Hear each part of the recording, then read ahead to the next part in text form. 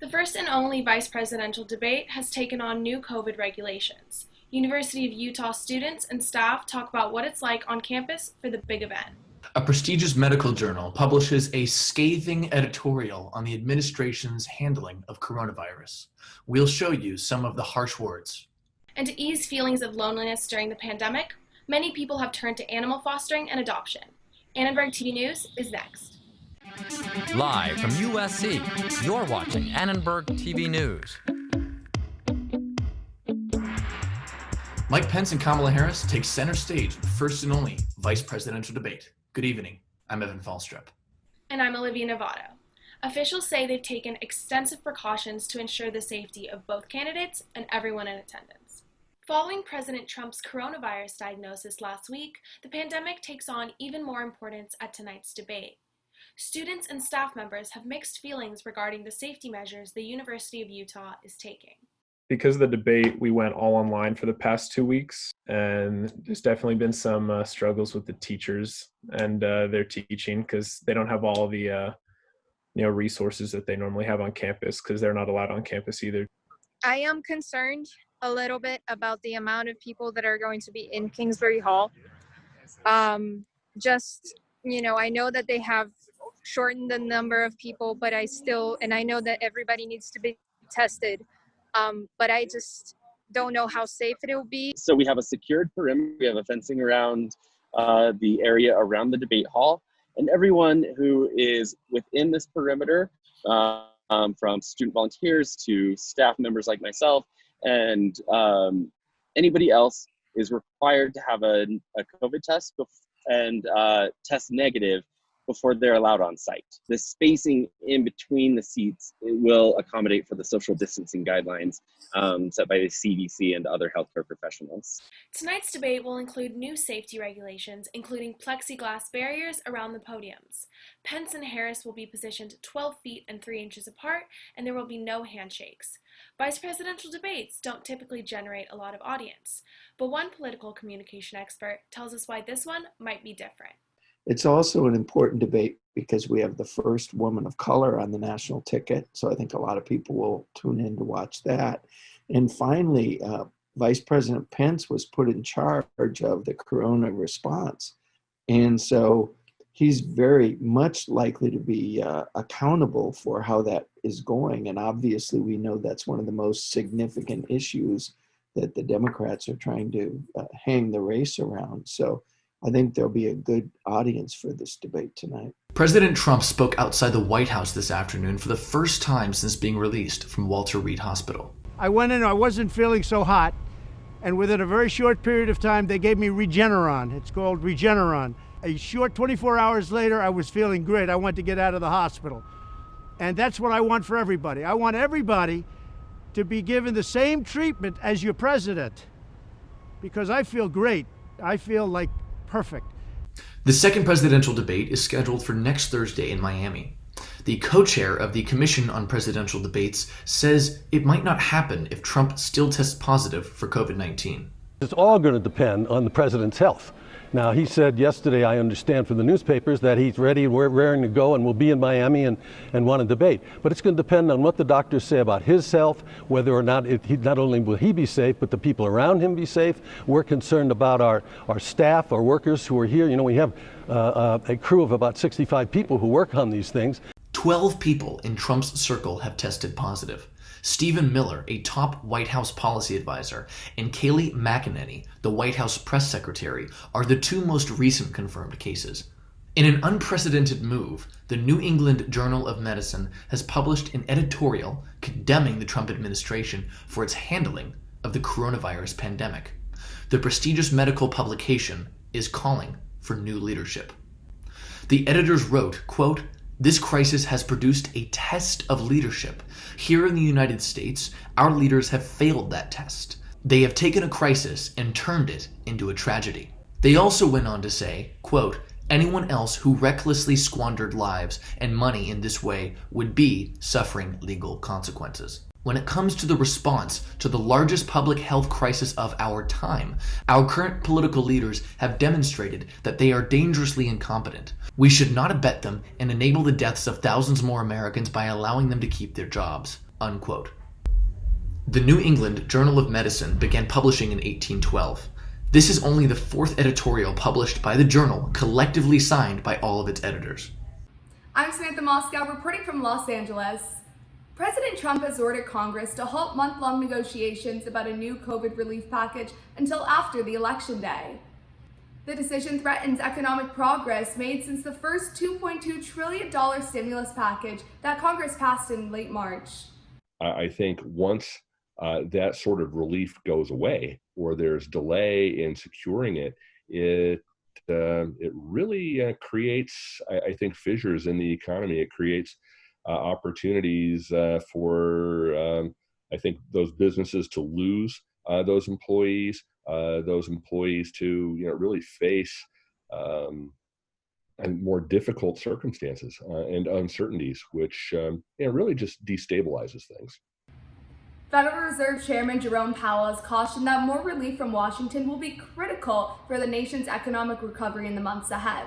Politicians from both sides of the aisle have criticized the president's decision. Malls reopened for indoor shopping today at a reduced 25% capacity across LA County. At the Westfield Mall in Century City, there's strict enforcement of social distancing, face coverings, hand sanitizing stations, and other safety procedures. Food courts and common areas are still closed. A new study by USC's Price Center for Social Innovation reveals some troubling trends about police stops in Los Angeles. This study asks residents in different neighborhoods about public safety and tracks data on interactions with police.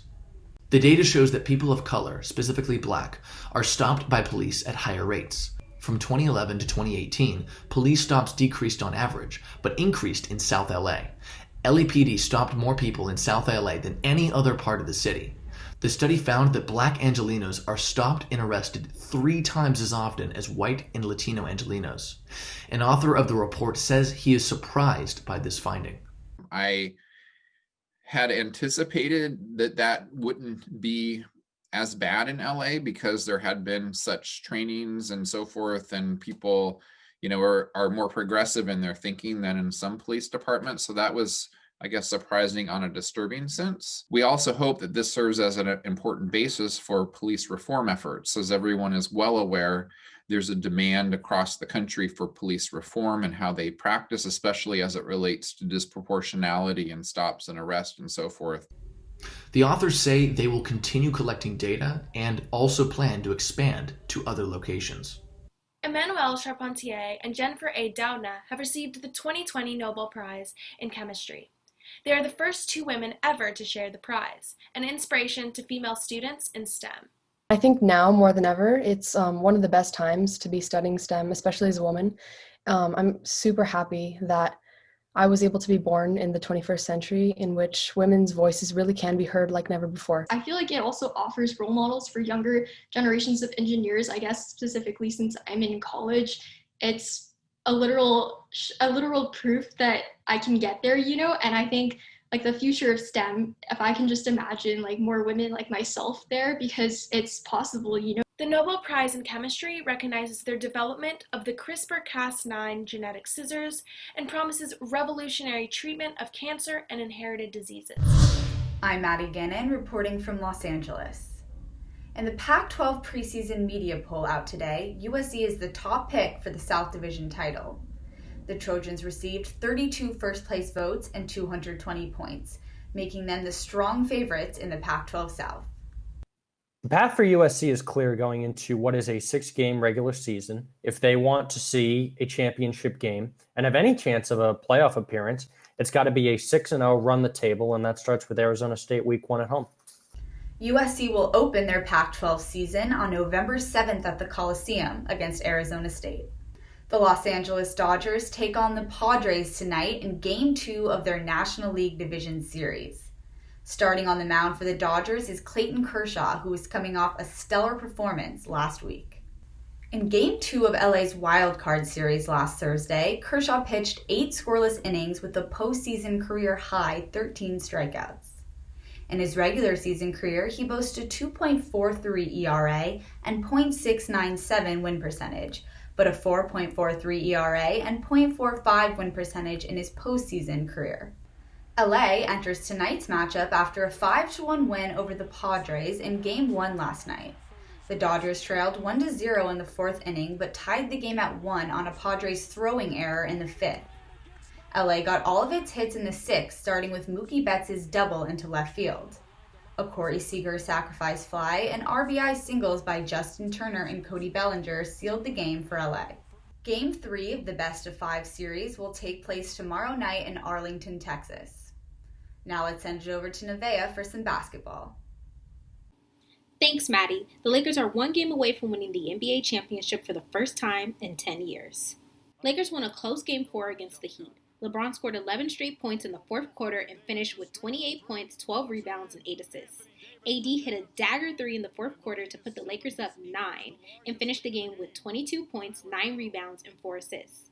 In Davis's first final appearance, he is averaging 26 points and 9 rebounds, while shooting 61% from the field, 55% from the three-point line, and 100% from the free throw line. AD is on a pace to possibly win his first Finals MVP.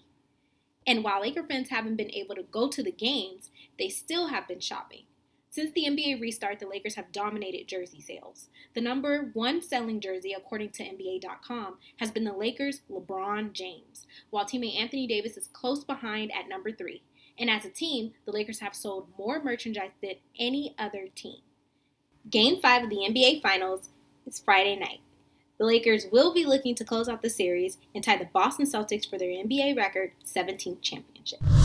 Many people have been fostering animals for comfort and companionship now that they're stuck at home.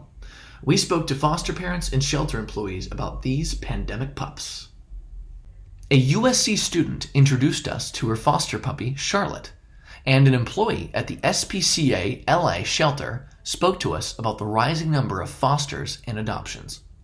She wakes me up at like 5 or 6 a.m. every day and cries. So it is work. It's definitely a lot of work, but it's so worth it. Like it doesn't even faze me. I would not change a thing. I want to do this again immediately. She's being picked up by her forever home owner tomorrow morning, and I'm ready in a week to do it all over again. Companion of having the animal in the home and to keep them company is very valuable. So certainly people who have extended their homes to fosters or decided that this was the right time to adopt, not only are they helping the animal, but they're providing health and emotional benefits for themselves. Instagram is celebrating its 10-year anniversary this week, so it's giving users a little gift. For all of October, users will be able to change their Instagram icon on their phones to any of the Instagram icons of the past. There are 13 different icons to choose from. I haven't gotten a chance to change my Instagram app icon, have you? Yeah, I tried a couple of them. It's cool. Yeah. It's definitely a throwback. Well, that about wraps it up for us this Wednesday. Thanks for tuning in. From all of us at Annenberg TV News, have a good night.